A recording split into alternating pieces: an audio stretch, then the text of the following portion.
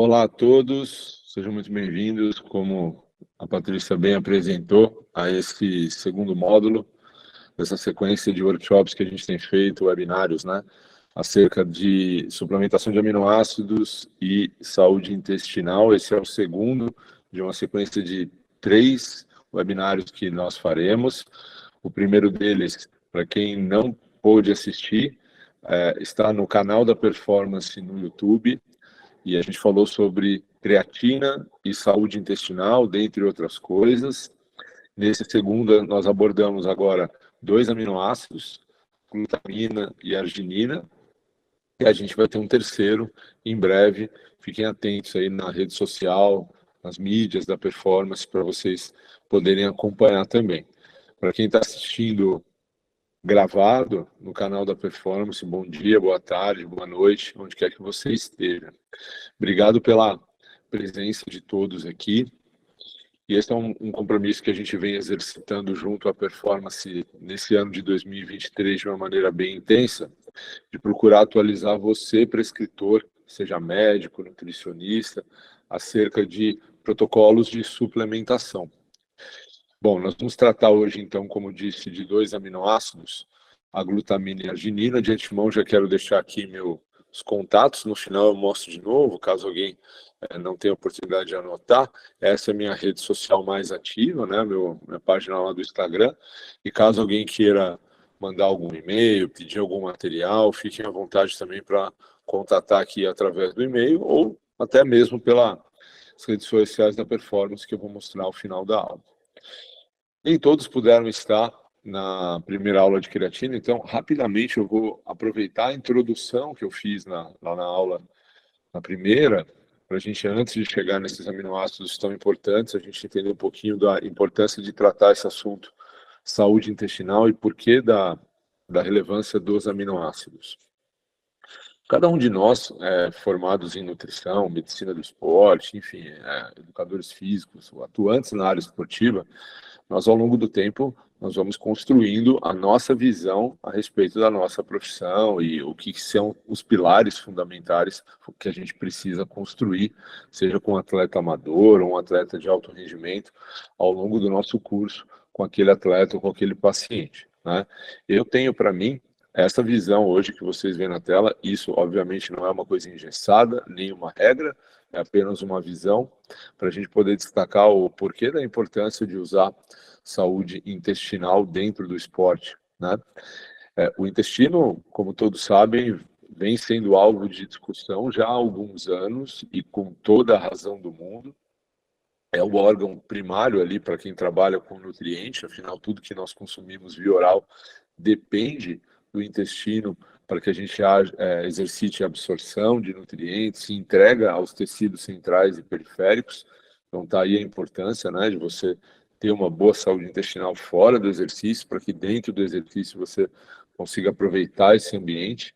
Então, para mim, o primeiro pilar que a gente tem que ter dentro da prática esportiva, ali, da nutrição esportiva, é a saúde intestinal. É o órgão sine qua non ali. Se ele não estiver bem, certamente as bases que vocês veem embaixo aqui, elas vão ficar prejudicadas. Então, isso quer dizer que não basta ir ao banheiro, o intestino funcionar, e você achar que está tudo bem. É preciso que você tenha bons indicadores de funcionalidade intestinal para que energia, recuperação, imunidade e saúde articular ou reabilitação estejam em dia, né? Rapidamente, por que eu coloquei esses pilares aqui embaixo? Porque, na minha visão, o esporte precisa de base energética. O esporte precisa de reparo, de recuperação, para que você tenha adaptações. Não gostaria que nenhum atleta meu, seja ele quem for, ele ficasse doente ao longo de um ciclo de treinamento e tivesse que interromper treino. Então, a imunidade é importante. E também não gostaria que nenhum atleta meu se lesionasse, né? Então, por isso que a saúde articular está em xeque aqui também. Mas tudo isso que vocês estão vendo aqui embaixo depende de uma saúde intestinal. Se a gente não tem uma boa entrega de nutrientes, compostos bioativos, fitonutrientes para os tecidos, essas ou alguma dessas bases certamente vai ser prejudicada. A importância que o intestino ganhou, né, nos últimos anos até com o apelido, né, sendo denominado ali o segundo cérebro, tem a sua relevância, né? O intestino produz mais de 30 neurotransmissores, aproximadamente 90% da serotonina que nós produzimos, ela é produzida no intestino. Então, ele se comunica com todos os órgãos, inclusive e principalmente com o sistema nervoso central. Então, tem um impacto muito grande você modular a microbiota, o ambiente intestinal, quando você pensa em controle de fome, saciedade, de novo, base de energia, recuperação, imunidade.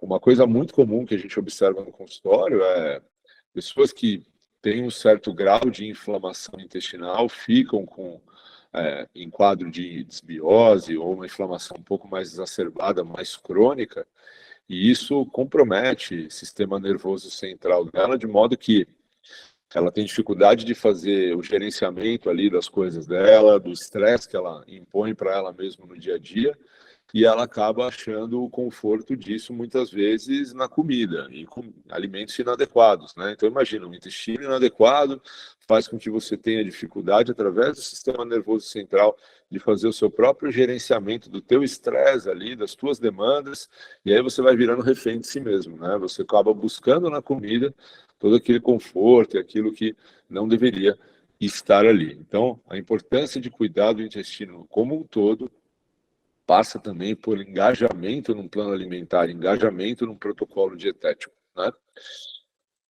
Bom, esse é uma das referências, vou chamar fora da nutrição, porque não é um livro técnico, né? Mas é um livro que conta história ali e mostra bastante a importância de você adequar o planejamento alimentar em função, e a suplementação, obviamente, em função da microbiota. O 10% humano, ele tem esse título porque, eu recomendo a leitura fortemente para quem nunca leu, ele tem esse nome porque 10% do nosso genoma é exclusivamente humano. 90% da nossa carga genética não é exclusivo do ser humano, ou seja, nós dividimos com outras espécies. E boa parte dessas espécies são bactérias que estão no nosso intestino. Nós somos o hospedeiro, né? É nós que estamos inseridos dentro das bactérias, se a gente for ter esse olhar genômico. E aqui alguns processos, né, que fazem com que o intestino seja chamado de segundo cérebro. A gente falou bastante agora há pouco de coordenar neurotransmissores, e, portanto, o sistema nervoso central, a parte cardiopulmonar também, o próprio estômago é modulado pela ação do intestino, e assim o fígado, a conexão enterohepática, ela é muito importante, né? O nutriente normalmente sai daqui para ser posteriormente entregue ao fígado e, consequentemente, a gente está modulando tecidos periféricos e centrais, como músculo esquelético, tá? No caso do esporte, tem a sua grande importância, e o tecido adiposo. Uma característica que existe no intestino chama-se resiliência, né? Resiliência significa, em outras palavras, um certo grau de resistência. Resistência a quê, Nicasso? Resistência a você conseguir mudar as coisas ali dentro, modular de modo contínuo, constante e permanente. Nessa figura vocês podem ver que a resiliência do intestino ela é grande ao longo da vida, né? Aqui, de uma maneira didática, obviamente ilustrativa, está sendo mostrado que nós construímos nossa microbiota na infância, e a partir de uma determinada idade, ele data aqui 3 anos, essa microbiota ela vai ficar estável por toda a fase adulta, né? E ela só vai sofrer algum tipo de mudança mínima lá no envelhecimento, lá na terceira idade. Isso é a resiliência, é a imutabilidade do intestino, a resistência que ele tem de sofrer mudanças a nível de bactérias. Então, isso a gente dá o nome de microbiota, né, o perfil de bactérias intestinais. Portanto, quando você opta, por exemplo, por uma suplementação de probióticos, se você suplementar por um mês e parar, o que vai acontecer? Ele vai voltar a ser o que era antes. Se você suplementar por 2 meses e parar, o que vai acontecer? Ele vai voltar a ser o que era antes. Então, quando a gente opta, por exemplo, por probióticos como tratamento de conduta intestinal, no mínimo 6 meses de suplementação contínua, diariamente, e depois reavaliar, em muitos casos até ter que continuar, para você conseguir vencer essa barreira da resiliência. A literatura fala que a partir de 6 meses, a gente já começa, em alguns casos, a vencer essa barreira. E pensem que para essas bactérias sobreviverem, elas precisam de nutrição, elas precisam de glicose, elas precisam de aminoácido também. E não adianta nada eu pensar só em modular o ambiente interno, que são as bactérias que ali vivem e convivem, mas eu também tenho que pensar em estruturar um bom ambiente para que elas se reproduzam, sobrevivam, se proliferem. É a mesma coisa que eu colocar uma família para morar dentro de uma casa, e essa casa, o teto está caindo, a parede está com infiltração, não é agradável viver ali dentro. Então, para que a gente consiga ter um bom ambiente para essas bactérias viver, é necessário que a gente pense em conceitos que nós vamos falar hoje, por exemplo, de permeabilidade intestinal, que tem associação com grau de inflamação do intestino também. Mas essa é uma mensagem importante, né? Uma vez que você opta por conduzir uma suplementação para a saúde intestinal, é importante que você entenda e explique isso para a pessoa, ou seja, ela vai ficar meses dentro dessa conduta, porque é uma conduta de resposta lenta, demora para que a gente consiga observar algum resultado significativo. E o que a gente vai falar hoje, glutamina e arginina, não é diferente. Uma vez que a gente opta por suplementá-los, a gente precisa estender essa suplementação por meses, ok? Bom, no esporte isso já foi muito bem documentado, né? A gente sabe que a microbiota e o músculo conversam de maneira direta, né? De ambos os lados, é uma conversa bidirecional. E essa conversa tem o seu impacto ali em rendimento esportivo, né? Uma boa microbiota, uma boa diversidade de bactérias intestinais tem relação com marcadores de desempenho, como, por exemplo, o tempo até a exaustão. Você suporta mais o esforço. Tempo contra-relógio, né? Você consegue vencer uma distância ou um tempo mais rápido, né? Você consegue suportar mais a fadiga, né? Os seus limiares de lactato melhoram, você consegue melhorar a potência de salto, explosão, VO2 máximo e etc. Mas por que que isso acontece, Nicasso? Como que o intestino consegue criar esse resultado de performance a nível muscular? Primeiro, pelo que a gente falou no começo, né? Se você tem um bom ambiente intestinal, certamente a entrega de energia para o tecido muscular ela é maior. Segundo, se o intestino não está inflamado, você consegue permitir que as adaptações neuromusculares ocorram de maneira mais orgânica, de maneira mais fisiológica. Então, essa é a importância de você adequar o teu ambiente intestinal. Essa história de intestino e esporte não é de hoje, ela já começou lá na década de 90, mas ela vem mudando e evoluindo. Mudando no sentido de estamos conseguindo cada vez mais enxergar coisas que a gente não enxergava lá atrás. Talvez aí a importância de a gente se atualizar e estudar sempre, para que o nosso compromisso com isso, né? E esse talvez seja o assunto, confesso a vocês, que eu acho que eu tenho mais estudado, não por conta da performance só, também, né? Mas cada vez que eu começo a ler sobre isso, eu termino um artigo, já quero ir para o próximo e já quero ir para o próximo, porque o assunto é muito extenso, é muito amplo e aí confesso, é muito difícil. Não é tão simples assim trabalhar com o intestino. A ver a respeito de probióticos. Eu brinco com o pessoal que eu falo que eu não sei nem falar o nome, só sei falar lactobacilos, porque os nomes são muito difíceis e tem uma variedade de espécies muito grande. Você ficar decorando isso é muito complicado, né? E aí, quando eu me deparo com essa infinidade de bactérias, eu olho para aquilo e falo, nossa, mas e agora? Qual suplementar, né? E muitas vezes o que a gente observa é que o profissional ele fala, vou escolher um suplemento que tem 10, que tem 20, porque quanto mais tiver melhor, alguma coisa aí vai dar efeito. E não é assim, né? A gente tem que ter, pelo primeiro, um filtro, né? Qual a bactéria que está elevada, qual que está faltando para eu conseguir equilibrar essa microbiota de uma maneira assertiva e não tratar a coisa igual para todo mundo. Não é assim que se faz. Então, cada vez mais a gente tem tido o conhecimento mais refinado de como individualizar as condutas para a saúde intestinal. Lá atrás, a ver esse artigo aqui publicado em 1993 na Sports Medicine, que é uma excelente revista, eles se perguntaram, né, se o intestino era um órgão atlético, se ele conseguia se adaptar da mesma forma que o músculo se adapta. E a resposta foi não, né? Lá em 93, as ferramentas que existiam para se avaliar esse tipo de pergunta, elas eram insuficientes, não conseguia se enxergar. O tempo vai passando, obviamente que as coisas, graças a Deus, vão melhorando e a gente vai refazendo essas perguntas e tendo respostas diferentes. Então, foi refeita essa pergunta, né? O trato gastrointestinal foi feito por exercício, a resposta aqui já foi sim, mostrando que o nível de treinamento interfere, por exemplo, já no esvaziamento gástrico, né? Atletas tendem a ter um esvaziamento gástrico tanto no exercício quanto em repouso maior do que pessoas sedentárias, ou seja, é mais eficiente. Então, o exercício ele exerce alguma ação, tá aí a conversa, o eixo músculo-intestino tão falado hoje, começa por aqui, no mais simples, que é melhorar a taxa de esvaziamento gástrico de um atleta. Imagine quando a gente vai entrar no assunto microbiota. É muito mais complexo do que falar de esvaziamento gástrico. As bactérias intestinais, elas precisam de nutrição, não só glicose, mas elas precisam de metabólitos, de aminoácidos, dos próprios aminoácidos também, de ácidos graxos. Então, dependendo do padrão dietético que você constrói para aquela pessoa, você está alimentando mais ou menos uma determinada família de bactérias, né? Por isso que a parte alimentar, comida, né, dieta, de fato, ela é tão ou mais importante antes da gente falar de suplementação, tá? Bom, nós vamos começar falando de glutamina. Nosso tempo não é tão extenso assim e eu quero deixar uma mensagem rápida sobre glutamina e arginina para vocês, tá?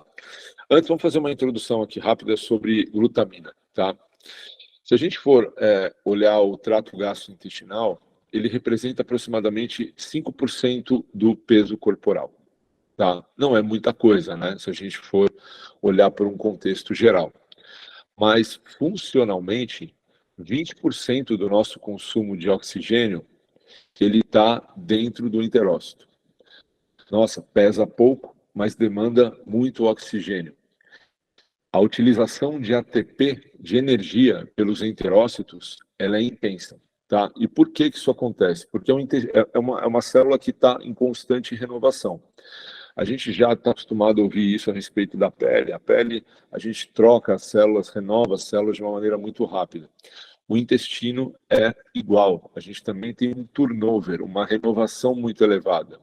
Então, isso faz com que o intestino seja um órgão com anabolismo intenso. Tudo que tem um turnover elevado, ou seja, uma troca elevada, é anabolismo. Não entendo o anabolismo naquela concepção estética de tamanho. Não é isso. Anabolismo é um processo biológico, tá? De você querer construir a todo momento. E o intestino, como ele está se renovando, ele está se construindo a todo momento. Além disso, tem uma bomba no intestino que a gente chama de sódio-potássio ATPase, ou seja, uma bomba de sódio-potássio que depende de ATP, e ela representa funcionalmente o maior consumo de ATP dentro das células intestinais, e esse consumo de ATP por essa bomba se dá no processo de digestão e absorção dos nutrientes. Então, realmente, a atividade intestinal a nível de energia, ela é muito grande. Em circunstâncias normais, o intestino já demanda muita energia. Imagine ele em quadros inflamatórios. Ele vai demandar mais energia ainda. Por isso que quando você opta por condutas do tipo glutamina e arginina, o que você está fazendo? Você está aumentando a oferta de substratos para a tua célula intestinal, que precisa disso de uma maneira muito intensa, tá? A glutamina, ela representa um dos aminoácidos mais importantes para o metabolismo energético intestinal, tá? Eu vou botar aqui um artigo só para correr com a aula, que quem quiser ler depois, eu recomendo também a leitura, né? Uma revisão, talvez a revisão mais recente até a data de hoje, dessa aula que a gente tem a respeito de glutamina e exercício. Ele dá alguns pontos legais que a gente vai mostrar no final. Mas vejam só, ela tem um papel também central, né? É o aminoácido mais abundante no sangue, tá? A gente encontra ele em grande quantidade no músculo. O músculo é um grande produtor e doador de glutamina, tá? Por isso que a glutamina que nós ingerimos, quando a gente pensa em suplementação, não é para exercer uma ação muscular, porque o músculo já produz a sua própria glutamina e mais do que isso, ele doa a glutamina para outros tecidos, como, por exemplo, para o intestino. Mas, em situações como traumas, infecções, quadros inflamatórios crônicos e, de modo saudável, o exercício, as demandas de glutamina, elas aumentam. E aí essa glutamina que você produz, ela não dá conta de manter o quadro intestinal que a gente vai ver já já. E isso pode levar a uma depressão de glutamina severa, tudo isso que eu falei. Depende de volume de exercício, depende de intensidade e etc. Mas quando há essa privação de glutamina pela célula intestinal, o que fica comprometido ali dentro? A integridade da barreira, a integridade da mucosa, que é isso aqui, ó. A gente passa a ter o quadro, então, que a gente chama de hiperpermeabilidade. É o intestino estando mais permeável. Para fazer uma analogia e para ficar claro isso para vocês, entendam o intestino nesse contexto aqui como se fosse uma esponja, tá? A esponja tem os poros dela ali. O intestino é a mesma coisa, como se fosse uma esponja, né? Só que, ao contrário da esponja, que os poros estão abertos, o intestino ele tem que ter os poros o mais fechado possível. Quanto mais fechado ele está, menor é a permeabilidade, logo, menor é a inflamação. Qual que é o papel da glutamina aqui? É manter a integridade dessa barreira aqui. Se é um tecido que demanda muita energia, essa barreira está toda hora se renovando. E um dos substratos que ela usa para fazer essa renovação é a glutamina. A arginina também, tá? Já me adiantando para não ter que repetir isso lá na frente com a arginina também faz esse papel também, tá? Vão anotando as perguntas de vocês aí, tá? No final a gente vai abrir, por enquanto o chat está desligado, acredito eu, os microfones também, mas podem ir anotando as perguntas aí também. Perfeito. E uma vez que a gente faz, então, a manutenção dessa barreira, da barreira epitelial, da mucosa, a gente acaba tendo diminuição de citocinas e mecanismos pró-inflamatórios e aumento de citocinas anti-inflamatórios. E aí, clinicamente, você vai tendo a diminuição de desconfortos intestinais, tá? Bom, pensem que tudo isso aqui, para que seja eficiente no exercício, tem que ser eficiente fora do exercício. Se uma pessoa se queixa de desconfortos ou apresenta indicadores de hiperpermeabilidade intestinal através de desconfortos e outras queixas, provavelmente a utilização de nutrientes durante o exercício, ou seja, se for um corredor, se você pedir para suplementar, certamente ela está mais suscetível a ter algum desconforto. Então, a saúde intestinal no exercício, ela começa fora do exercício. É importante avaliar a pessoa clinicamente, tá? Bom, o ponto é o seguinte, nós estamos trabalhando com permeabilidade intestinal. A função da glutamina, portanto, é reduzir a permeabilidade. Mas, ora, quando eu me alimento, quando eu suplemento, eu preciso de permeabilidade, pelo menos de um mínimo. Por quê? Porque esse nutriente tem que ser absorvido. Então, se eu for tomar um lanche da tarde daqui a pouco, um jantar mais tarde, eu tenho que ter permeabilidade intestinal. Permeabilidade intestinal não é um sinônimo de efeito negativo ou uma característica ruim. Não. A hiperpermeabilidade intestinal, sim. Mas eu preciso ter permeabilidade para digerir e para absorver, principalmente. Ok. Agora, vocês imaginam que em um intestino com hiperpermeabilidade, ou seja, com os poros mais abertos, tudo ali fora da homeostase, fora do equilíbrio, eu me alimento em cima disso. Então, eu vou jogando nutrientes em cima de um quadro de hiperpermeabilidade. Não é interessante. Bom, e se eu quiser tratar o meu intestino com a glutamina? Se eu quiser usar a glutamina para diminuir essa hiperpermeabilidade, eu não posso usá-la numa situação onde eu estou aumentando permeabilidade intestinal. O que eu quero dizer com isso? Se eu for suplementar a glutamina, eu preciso suplementar ela de maneira isolada. Se eu consumo carboidrato, proteína ou gordura, eu estou exigindo permeabilidade do meu intestino. E se eu coloco a glutamina nesse momento, eu estou colocando a glutamina numa permeabilidade aumentada. Se eu suplemento de maneira isolada, eu estou jogando ela em cima de um quadro de hiperpermeabilidade, mas eu não estou estimulando mais essa hiperpermeabilidade com nutrientes. Então, toda vez que eu quero optar por uma conduta para diminuir hiperpermeabilidade intestinal, é de bom grado, não é errado fazer o contrário, mas é mais apropriado que nós façamos isso de maneira isolada, tá? Então, glutamina e arginina, como vai aparecer na aula aqui para vocês, o recomendado é que você suplemente isso de maneira isolada. E aí, qual seria o momento ideal para que se faça isso? Provavelmente pela manhã, né? Você acorda de manhã, você já digeriu, absorveu durante a noite tudo aquilo que você consumiu na noite anterior. Você acordou, você ainda não comeu, ou seja, você não exigiu permeabilidade do teu intestino ainda. Se ele estiver com um quadro inflamatório em hiperpermeabilidade, você vai suplementar a glutamina nesse momento, ela vai ter oportunidade de trabalhar ali dentro sem a influência de outros nutrientes. Assim se dá também com o probiótico. Imagina que você quer melhorar o perfil de bactéria e nutrir aquelas bactérias intestinais. Se você suplementar probiótico no meio de uma confusão, que é a alimentação do dia inteiro, qual a chance de você aproveitar bem esse probiótico? Ou ao final do dia, quando você já estressou o seu intestino o dia inteiro, absorvendo e digerindo coisas. Então, não é errado, como eu disse, mas parece ser mais apropriado suplementar essas coisas pelo período da manhã, onde a carga de estresse intestinal ainda não é tão grande. Tá? Para ilustrar um pouco desse efeito clínico, desse resultado que de fato acontece, eu trouxe para vocês aqui 3 estudos, tá? Publicados em 2014, 15 e 17, respectivamente, tá?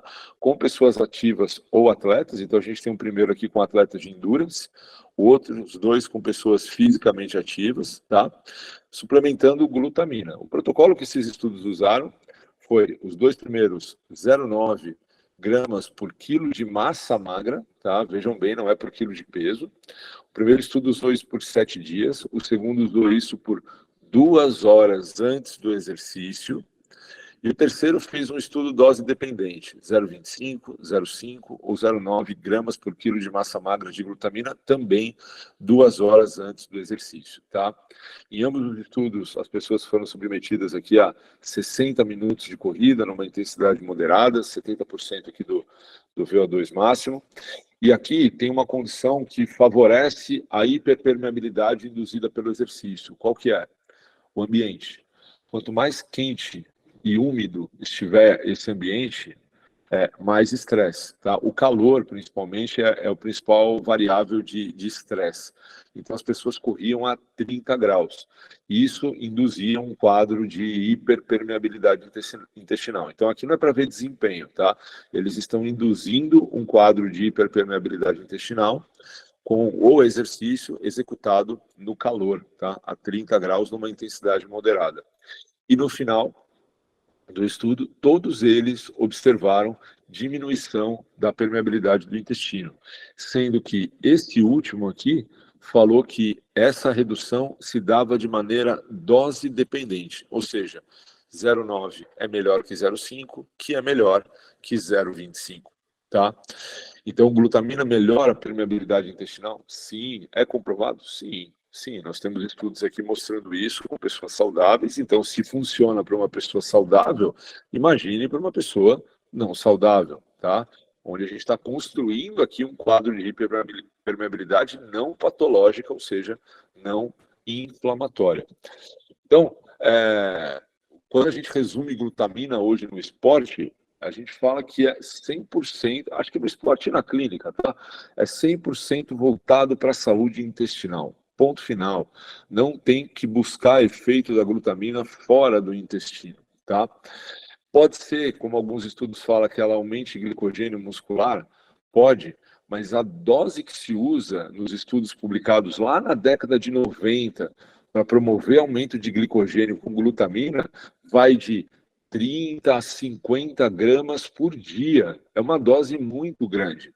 E se a sua intenção é aumentar glicogênio, tem outras coisas que você pode fazer hoje em dia que são muito mais fáceis e muito mais gostosas de fazer. Por exemplo, comer carboidrato, periodizar a dieta, usar suplementos como creatina, que aumentam o volume muscular, logo a quantidade de glicogênio também, tá? A glutamina lá atrás também se falava em reduzir marcadores de dano muscular, como por exemplo creatina quinase e lactato desidrogenase. Sim, mas também hoje em dia você não precisa usar 30, 50 gramas de glutamina para isso. Você tem hoje em dia aminoácidos essenciais, whey protein, BCAA, técnicas de recovery que te ajudam a reduzir os marcadores de dano. Então, é 100% voltado para a saúde intestinal. Como protocolo de suplementação, portanto, a gente fala que como manutenção da permeabilidade intestinal, ou seja, eu não tenho nenhuma queixa, eu não tenho quadro de hiperpermeabilidade, mas acredito que suplementar a glutamina vai manter a minha barreira, a minha mucosa íntegra ali, e eu julgo isso ser importante. 5 gramas de glutamina por dia. Agora, eu tenho uma condição de demanda elevada, né? Eu tive um trauma, eu tive uma infecção, um quadro inflamatório, vou correr uma maratona em condições de extremo calor, vou fazer o triatlon como foi nesse ano de 2023 aqui em São Paulo. Aqui em São Paulo a gente brincou, não parecia São Paulo, parecia Ironman Cuiabá, de tão quente que estava. Nessas condições é recomendado você dar um aporte um pouco maior, 0,25 pelo menos, podendo chegar uma dose muito mais alta, 0,9 não é necessário, mas 0,25 gramas por quilo de massa magra no dia seria o ideal, tá? É importante que quando se suplemente não se associe a outros nutrientes e medicamentos, porque eles podem aumentar a permeabilidade intestinal, e o que a glutamina quer fazer é o contrário, ela quer reduzir a hiperpermeabilidade intestinal. Então, por exemplo, estudos que usaram glutamina junto com carboidrato, o efeito da glutamina sobre a permeabilidade desaparecia, porque o carboidrato aumenta a permeabilidade intestinal.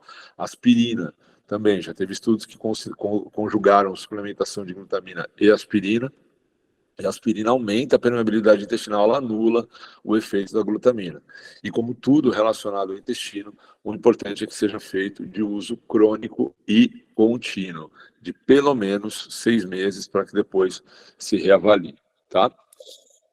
Passando para a arginina, que não é muito diferente, mas vale algumas ressalvas acerca da arginina, tá? É importante que a gente desmistifique rapidinho algumas coisas e depois a gente finalize aqui no intestino. A função da arginina se dá da mesma maneira: reduzir permeabilidade intestinal, substrato energético para os enterócitos. Perfeito. Vamos só desmistificar algumas coisas, tá? Em 2008, enquanto eu estava na graduação, eu publiquei um artigo na Revista Brasileira de Ciência e Movimento, revisando, um artigo de revisão, portanto, né? Revisando, era a época da arginina, se falava muito do NO, que é o óxido nítrico, os suplementos da época, que não tem mais, eles saíam com rótulos escrito NO, então todo mundo olhava, óxido nítrico, vasodilatação, pump muscular, tal, isso era uma coisa muito discutida, então lá em 2008 a gente foi rever, e foi ver se realmente a arginina gerava vasodilatação. O mecanismo pelo qual isso é defendido está no fato que a arginina, na sua conversão à citrulina, tá? Essa reação, essa figura que eu publiquei lá atrás, ela está errada, ela tem que ser e vai e volta, é uma reação de ping-pong, isso aqui é uma transaminação de aminoácidos, tá? A arginina, ela é transaminada à citrulina e quem participa desse processo é uma enzima chamada óxido nítrico sintetase, que é uma enzima que produz o óxido nítrico. É muito difícil de medir óxido nítrico, porque é um gás, ele dissipa, né? Então, o que se mede normalmente é isso aqui, é a atividade da enzima óxido nítrico sintetase. E aí falavam que essa vasodilatação poderia promover uma melhor entrega de nutrientes para a musculatura. Perfeito. Demorou um tempo, né?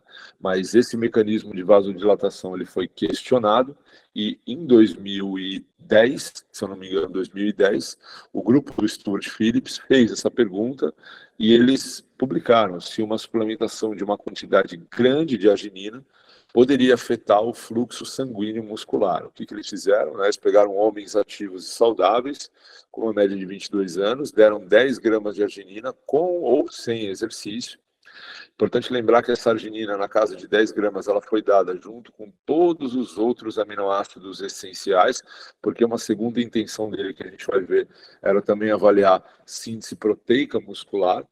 E esse é um estudo muito bem conduzido, né? Porque o grupo placebo também tomava todos os aminoácidos essenciais sem arginina, e aí, por uma questão de balanço nitrogenado, o grupo placebo usava glicina para que ele fornecesse a mesma carga de nitrogênio que a arginina poderia fornecer. Então, estudo controlado por placebo isonitrogenado. Estou comparando aminoácido com aminoácido. Obviamente que se eu comparasse aqui a arginina com carboidrato, eu estaria comparando banana com avião. Eu estou comparando um negócio que tem nitrogênio com uma coisa que não tem nitrogênio. É importante comparar nitrogênio com nitrogênio, carboidrato com carboidrato, gordura com gordura. Senão a pergunta muda. Senão a pergunta não é se a arginina faz um efeito. A pergunta é tomar ou não tomar arginina. Se você tem um placebo que não tem a mesma característica da intervenção, aí a pergunta não é se funciona. A pergunta é se tomar ou não tomar pode gerar algum efeito ergogênico. Tá? O que eles mostraram? Isso aqui é o fluxo arterial femoral, tá? A gente está vendo o fluxo sanguíneo aqui. As pessoas no repouso, o grupo arginina e o grupo placebo. Então percebe que no repouso, olha, o fluxo sanguíneo dos dois ao longo de 2 horas não alterava. Então a primeira resposta é a arginina não gera vasodilatação nenhuma em repouso. E depois do exercício, então aqui a gente tem um momento pré-treino, um momento imediatamente pós-treino, e aí as 2 horas seguintes ali depois do exercício. Após o exercício, imediatamente após, o fluxo sanguíneo elevava nos 2 grupos igual, ou seja, é o efeito do exercício. A arginina não aumentava esse efeito de vasodilatação, nem no pós-treino, nem ao longo de 2 horas depois. Então, chegou-se à conclusão que a arginina não gera vasodilatação nem no repouso, nem depois do treino, mesmo numa quantidade de 10 gramas, que é uma quantidade bem elevada. Desde então não se estudou mais isso, né? Esse é o estudo que quebrou esse paradigma e nunca mais se falou disso com tanta ênfase. Uma outra pergunta era se ela poderia estimular a síntese proteica muscular. É um tanto quanto difícil, né? Porque síntese proteica é uma coisa que depende de todos os aminoácidos essenciais e não só de um, nem de 2, nem de 3. Mas esse estudo também se perguntou isso, e para não deixar essa brecha, de ficar, mas está faltando os outros aminoácidos, ele suplementou a arginina com todos os essenciais. E o que ele viu? Que a síntese proteica muscular total no grupo arginina ou no grupo placebo, que é o grupo controle, era igual tanto no repouso quanto depois do exercício. Ele separou, ele fez a síntese proteica total e a síntese proteica miofibrilar, e ele mostrou que não, que a arginina não gera qualquer efeito sobre síntese proteica muscular. Então, da mesma maneira que a glutamina, a gente falou no final dela, não é interessante ficar utilizando glutamina para aumentar glicogênio muscular, porque o custo-benefício disso não é bom, e tem coisas hoje que são muito mais efetivas e mais fáceis de fazer. O mesmo vale para a arginina com fluxo sanguíneo, vasodilatação e síntese proteica. Não é o papel da arginina fazer isso, tá? O papel da arginina é cuidar da saúde intestinal junto com outros aminoácidos e outros fitonutrientes também. De modo a fazer o quê? De modo a gerar uma menor hiperpermeabilidade intestinal. Só que esse efeito da arginina no intestino, sim, ele depende do óxido nítrico.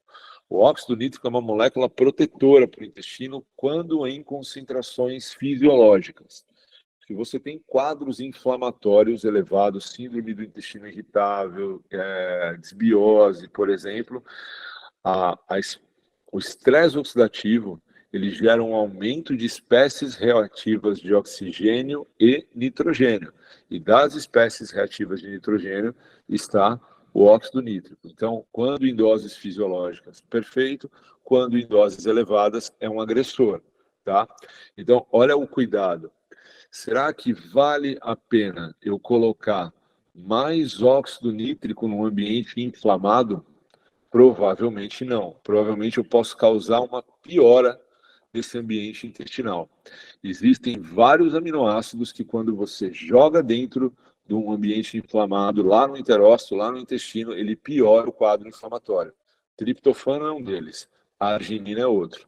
Então não é recomendado que você use isso em quadro inflamatório.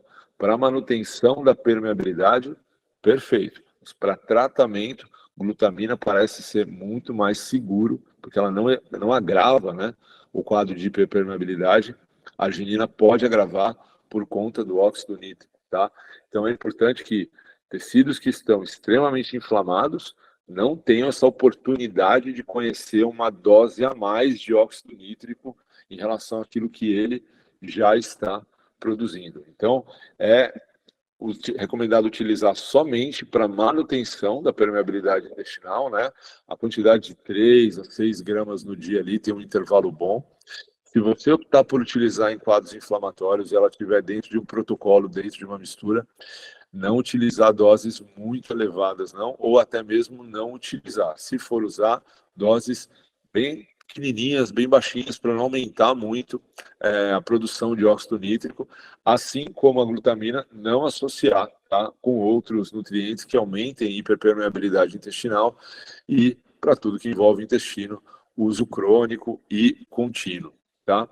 Vou deixar aqui o meu contato para vocês, de novo, aqui meu Instagram, meu e-mail. Vou passar aqui as redes da Performance para que vocês possam acompanhar os próximos webinários que a gente vai fazer e também os workshops. A gente está rodando algumas cidades do Brasil aí.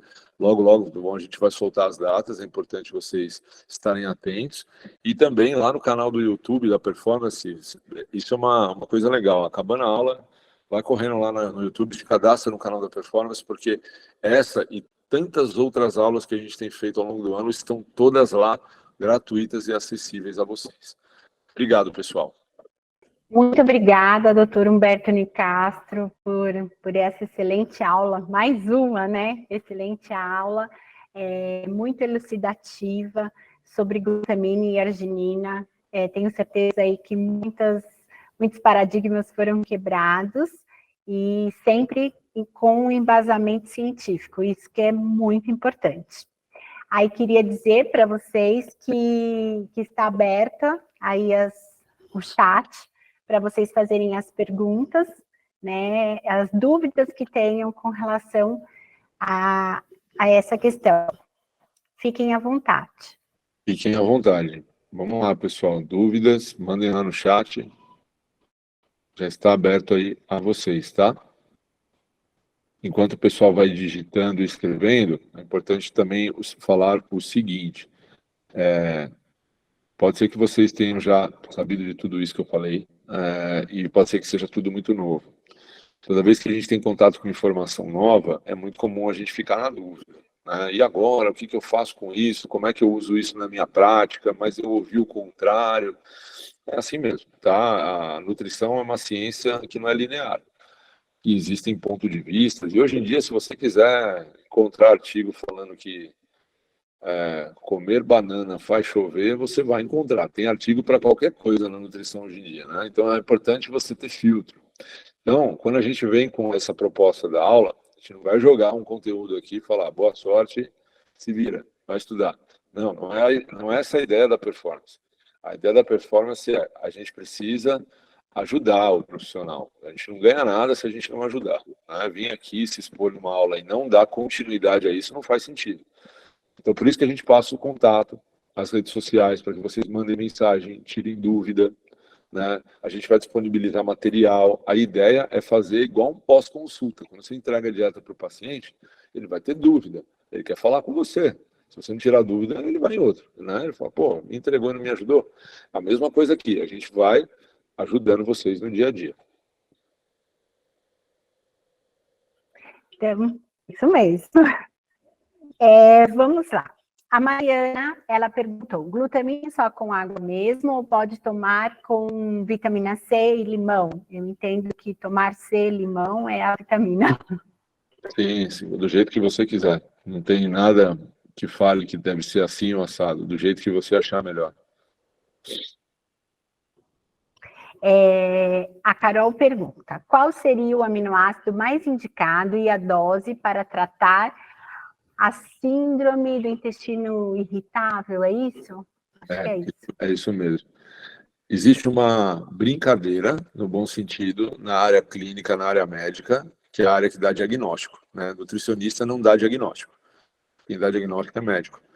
E existem alguns colegas médicos que dizem que quando a gente dá o diagnóstico de síndrome do intestino irritável é porque a gente não sabe o que a pessoa tem. porque é um nome extremamente inespecífico. Síndrome, ok, é uma coisa gigante, do intestino, que é um órgão gigante, e está irritado. Tá, e o que é isso? É uma síndrome, perfeito, né? E o que é? O que a gente sabe hoje? Que a síndrome do intestino irritável tem um quadro inflamatório e uma permeabilidade elevada. E não basta você querer enxergar um aminoácido ou uma conduta. Se você for lá no PubMed e procurar assim, eu fiz isso semana passada, quem perguntou foi a Carol, né, Carol? Eu fiz isso semana passada. Depois a gente pode até fazer juntos. Se você for lá no PubMed e procurar assim, glúten e síndrome do intestino irritável, vai aparecer uma meta-análise publicada em 2019, mostrando que não há nada que suporte a retirada do glúten na síndrome do intestino irritável. Nada. A literatura não suporta isso. Aí tem uma outra meta-análise publicada em 2022, que fala o contrário. Mas essa meta-análise não fala de restrição de glúten. Essa meta-análise fala de restrição de glúten, de sacarose, de caseína, blá, blá, blá, blá, blá. Então, o que ele quer mostrar? Que não dá para achar um culpado. Você precisa criar um contexto. Síndrome do intestino irritável é uma coisa extremamente complexa. Então, não dá para apontar um aminoácido. Dá para a gente falar de algumas possíveis condutas, como, por exemplo, glutamina e arginina. Aí, na sequência, as profissionais Andressa e Mariana parabenizam pela aula. Obrigado. E a Vanessa pergunta, para pacientes bariátricos, seria recomendado iniciar no POI a glutamina com... Tá. Pós-operatório, a glutamina com o objetivo de diminuir a permeabilidade? Sim, vamos lá, vamos tentar entender a coisa de uma maneira mais genérica, para não ficar isso. Não, vamos falar de hiperpermeabilidade, tá? Hiperpermeabilidade, quadros inflamatórios. Se você tem um quadro de hiperpermeabilidade caracterizado por uma inflamação, que normalmente é uma inflamação silenciosa, né? Que você não vai perceber isso lá o tempo todo, que nem você tomar uma pancada na perna, que você vai ficar com dor. O intestino ele vai manifestar essa inflamação em alguns momentos pontuais. Se você tem um quadro de hiperpermeabilidade caracterizado por uma inflamação, sim, independente do que seja, é de se considerar o uso da glutamina, sim. Aí depois a Beatriz, pacientes com histórico de câncer de intestino e estômago, pode suplementar glutamina para tratar o intestino? Beatriz, eu não sei. Sinceramente, eu não sei. Sabe por quê? Porque é um campo de atuação que eu não atuo. Mas eu não vou te deixar sem resposta. Eu vou te pedir uma gentileza. Me manda uma mensagem, depois eu vou correr atrás dessa resposta para você, tá? Tá fora do meu campo de atuação. E aí acho que a melhor resposta que eu posso te dar é eu não sei. Transparência sempre, né, doutor? Bom, eu acho que não temos mais nenhuma pergunta. Quero agradecer mais uma vez a participação de todos. Depois nós vamos disponibilizar essa aula no YouTube, que nem o doutor Humberto já falou. Agradeço ao doutor Humberto mais uma vez. E tenham todos uma boa tarde, um excelente feriado. Até mais. Boa tarde, pessoal. Fiquem com Deus. Aproveitem o feriado. Um abraço.